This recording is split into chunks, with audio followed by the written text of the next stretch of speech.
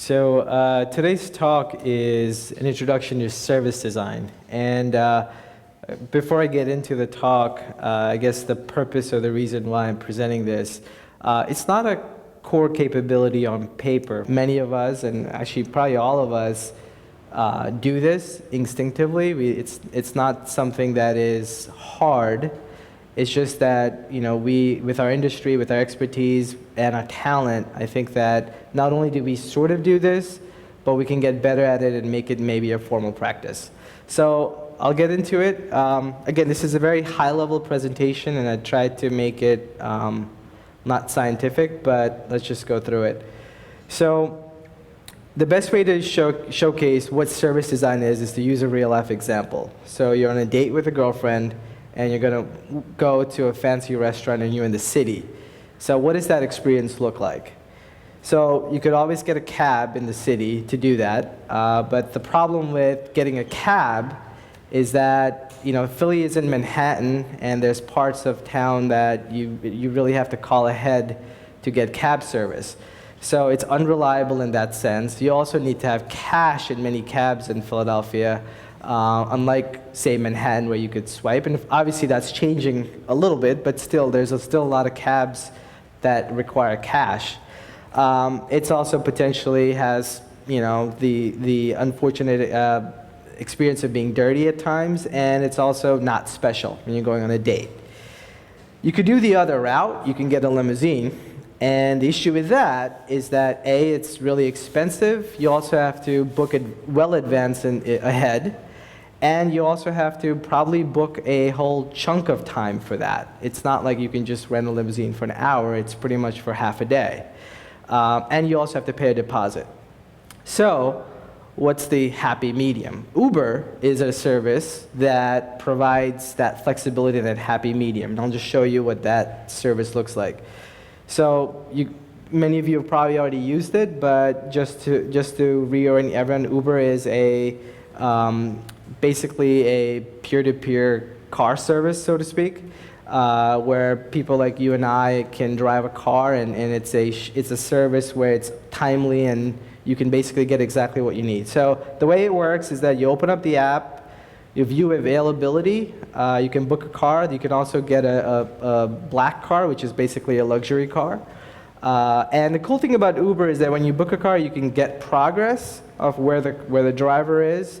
You could also get alerts, the progress of the trip itself. You can also pay for the service online, and so there's no cash transactions involved at all.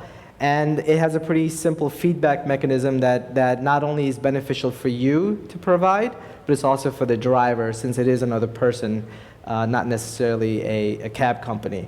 So that's basically the gist of Uber. And the thing that I wanted to point out is that Uber as a service nailed it in a sense that it does two things for two sets of people really well. For passengers, these are all the facets that I think is really good about Uber.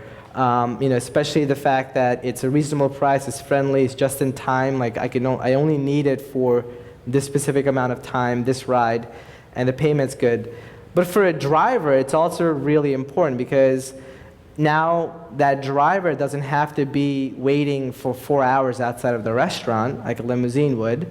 He can actually make more money for himself. He can pick up other rides in that time span. There's a bigger market. It's more of because you have pretty much the whole city for you. You don't have to physically be there to get a ride on like a traditional cab. And so forth. These are all the other things. But the one thing I wanted to point out about it is that Uber designed a service that's very human for both the passenger and the driver, which I think is the heart of what service design is. And they really nailed it in that regard. And I'll show you another example of what service design might entail. But I wanted to give you a quick graphic here. It's hard to read it, but basically the takeaway from this graphic is that in 1960, the goods and the top things that we would produce in this nation was goods that were actually produced. But in 2010, it's services that, that's really the forefront of the economy. And one of the interesting things about this is that, you and I are in the service industry, technically speaking, because we are building services for other corporations. It might be one specific touch point, but the idea is that that's really where our bread and butter is, and that's where the trend is. And another example of how an industry has been changed by service design is banking. Just 30 years ago, when you thought of banking, all you really thought about was checks, having a phone number to call, a branch, and I got my statements in the mail, and that's about it. But in 2014, just to get into the basic bank game, I guess this is what you would need to have. And you could tell that it's not just the items here, it's not just having a mobile app, it's not just having online banking, it's how those experiences interrelate with each other, which is really what service design is. And you could tell that now the market is shifted from producing specific features to services, how these things interconnect, and that's really what's going to bring in business. That's really what's going to attract customers, and also make your brand, at the forefront of that industry. So with that being said, in my mind, I'll read you what the definition of the service design is from a official standpoint, and then this is just a graphic that this is how I look at it. But service design, the formal definition is that it's an activity of planning and organizing people, infrastructure, communication, and material components of a service in order to improve its quality and the interaction between service provider and customers.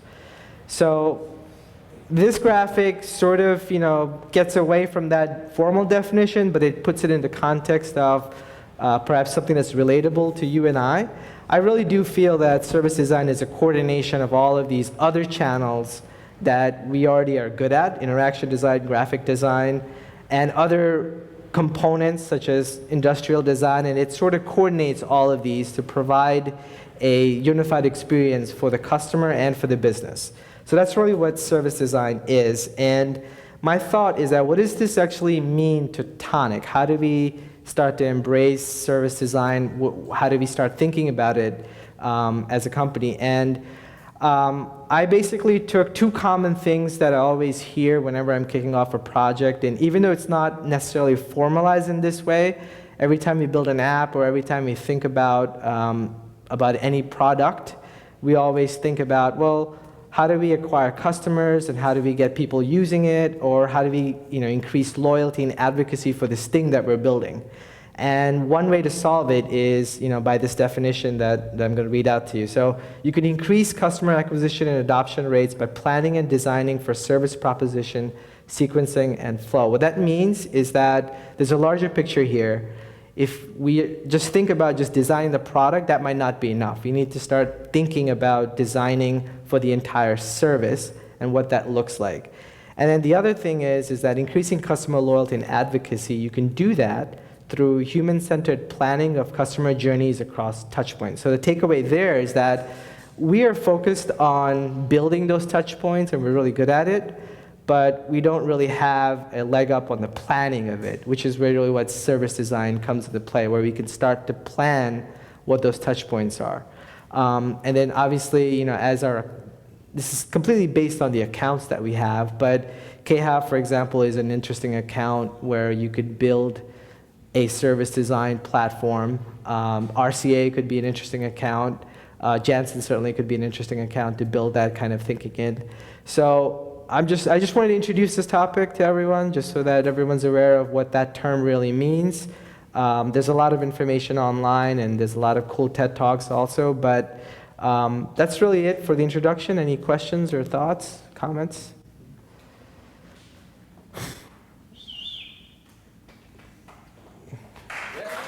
Cool.